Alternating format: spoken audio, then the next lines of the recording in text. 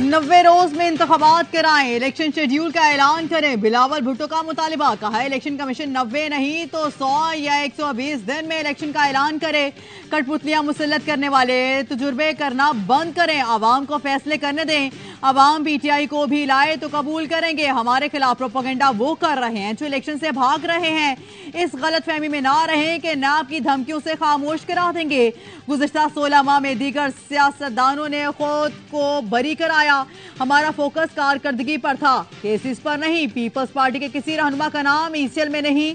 जो जेल में है उनसे कहना चाहूंगा, आपने घबराना नहीं है। आपकी सियासी ट्रेनिंग हो रही है, अब आपको सियासतदान बनाया जा रहा है।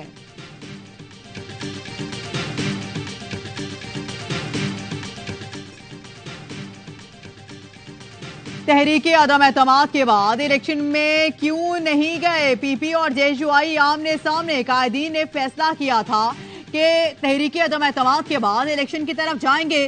पीपल्स पार्टी बज़िद थी कि पार्लियामेंट को बरकरार रखना है। पीपल्स पार्टी के सिंध में हुकूमत थी, इसलिए इलेक्शन के लिए तैयार नहीं थी। हाफिज अब्दुल्ला की प्रोग्राम सवाल यह है में गुफ्तगू। पीपल्स पार्टी के नगीर बुखारी ने कहा, फजलुर रहमान अब बातें करते हैं। 4 वजारतें थी तब खामोश थे, इस वक्त अलग हो जाते तो 16 माह रहने वाली हुकूमत ही ना बनती। पंजाब और केपी में इलेक्शन नहीं हुए तो इसका जिम्मेदार इलेक्शन कमीशन है। मईशत की बहाली का मिशन। निगरान वजीर आजम की जेर सदारत SIFC की एपिक्स कमेटी का इजलास। Army chief general Asim Munir की खुसूसी शिरकत। मुआशी तरक्की के अहदाफ के उसूल के लिए अहम मुशावरत हुई। डॉलर और चीनी की स्मगलिंग रोकने, गैर मुल्की सरमायाकारी के फरोग और सनतों की बहाली के लिए इकदाम पर ब्रीफिंग। निगरान वजीर आजम इनवारुल हक काकड़ ने अमली इकदाम की मंजूरी दी। मुर्तजा सोलंकी का कहना था, हुकूमती अखराजात कम करने के लिए अमली इकदाम किए जा रहे हैं। गैर मुल्की सरमायाकारी की राह में हायल रुकावटों को दूर किया जा रहा है। निगरान वजीर तिजारत गौहरी जास ने कहा, बरामदात की सनत चल पड़े तो डॉलर 250 का भी हो सकता है। हमने सनतों और मईशत को दोबारा बहाल करना है।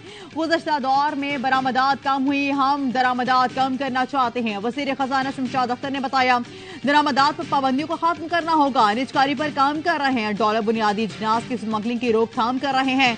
वज़ीर तवानाई मोहम्मद अली बोले, इंडस्ट्रीज चलाने के लिए गैस की दस्तयाबी जरूरी है। हमें गैस और तेल की तलाश के लिए इक़दाम करना होंगे।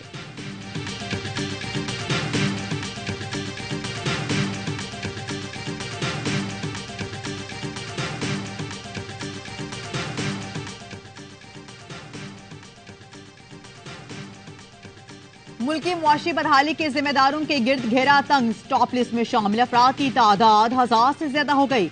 FIA जराये के मुताबिक मुराद अली शाह के करीबी साथी और ऑफिसर स्टॉप लिस्ट में है। साबिक हुकूमतों में शामिल सियासी शख्सियात, सरकारी ऑफिसर भी शामिल। ताजरी बिल्डर, सनतकारों के नाम भी हैं। बदनवानी, टैक्स चोरी, हवाला हुंडी के किरदार स्टॉप लिस्ट में आ गए। करेंसी, चीनी, पेट्रोल स्मगलिंग में मुलविस अफराद भी स्टॉप लिस्ट में। सियासी जमात की फंडिंग करने वाले भी शामिल। तमाम एयरपोर्ट पर स्टॉप लिस्ट में शामिल अफराद को रोकने की हिदायत जारी कर दी गई।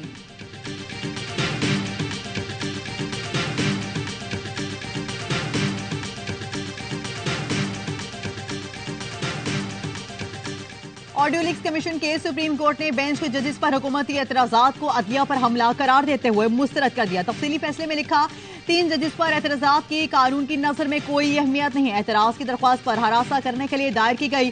पाक हुकूमत ने मुख्तलिफ चालों और हरबों से अदालती फैसलों में ताखीर और अदालत की बेतौकीरी की। पाकी वज़ीर ने सूबाई असम्बलियों में इलेक्शन के खिलाफ केस में अवामी फोरम्स पर इश्तियाल अंगेज बयान दिए। 4 अप्रैल को सुप्रीम कोर्ट ने पंजाब में 14 मई को इलेक्शन कराने का हुक्म दिया तो 15 मई को हुकूमत की इत्तेहादी जमातों ने सुप्रीम कोर्ट के बाहर जारहाना मुजाहरा किया, जिसमें चीफ जस्टिस पाकिस्तान को संगीन नौयत की धमकियां दी गईं। विफाकी हुकूमत की मदद से पावर शो अदलिया की आजादी पर बराह रास्त हमला था।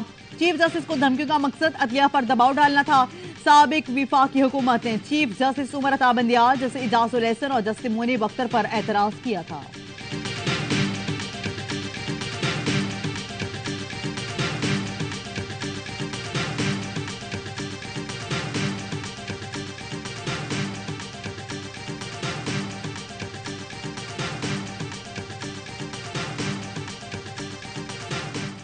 माहिर कानून ने सुप्रीम कोर्ट के फैसले को चार्जशीट करार दे दिया। शुएब शाहीन कहते हैं, इलेक्शन से भागने के लिए पीटीएम ने अदालतों पर हमला किया।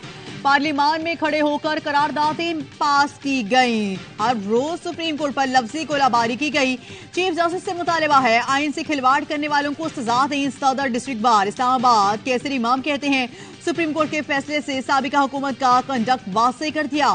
फैसले में साजिश का जिक्र किया गया। माहिर कानून अहमद पंसोता ने कहा जिस तरह जजेस पर हमला किया गया इस पर सुप्रीम कोर्ट का फैसला चार्जशीट है। वकील फैसल चौधरी बोले सुप्रीम कोर्ट को अपने जायज मकाम के लिए ऐसे फैसले देना पड़ेंगे। सुप्रीम कोर्ट को कमजोर करने की कोशिश पर तमाम जजेस को मिल बैठकर सोचना होगा।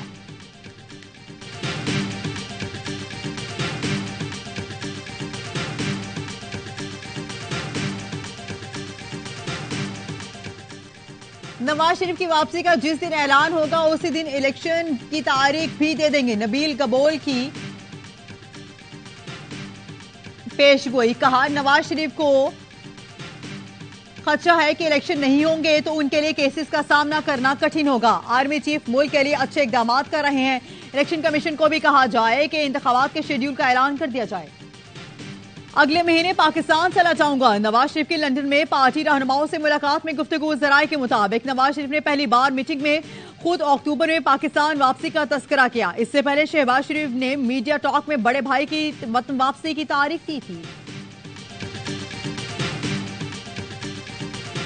सदर डॉक्टर आरिफ अलवी की 5 साल औहदा सदारत की मुद्दत खत्म हो गई। आरिफ अलवी नए सदर के इंतखाबात तक फराइज अंजाम देते रहेंगे। ऐवान सदर खाली नहीं करेंगे।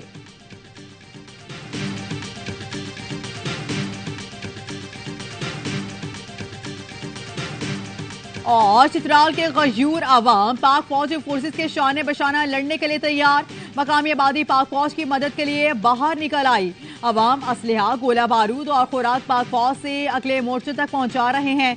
मकामी लोगों ने FC विंग कमांडर के साथ जिरगा करके चित्राल के अवाम की तरफ से पाक फौज के साथ मुकम्मल ताउन का यकीन दिलाया। कायदम TTP की दहशतगर्दी के सख्त अल्फाज में मजम्मत। डिप्टी कमिश्नर चित्राल मोहम्मद अली खान कहते हैं पाक फौज ने FC चौकियों पर हमलों का मुंह तोड़ जवाब दिया और दहशतगर्दों को पीछे धकेल दिया। सूरत हाल कंट्रोल में है। अवाम और पाक फौज किसी भी दहशतगर्द को चित्राल में बर्दाश्त नहीं करेंगे। चित्राल वाक़े पर पाकिस्तान का अफगानिस्तान से सिफारती सतह पर भरपूर एहतजाज।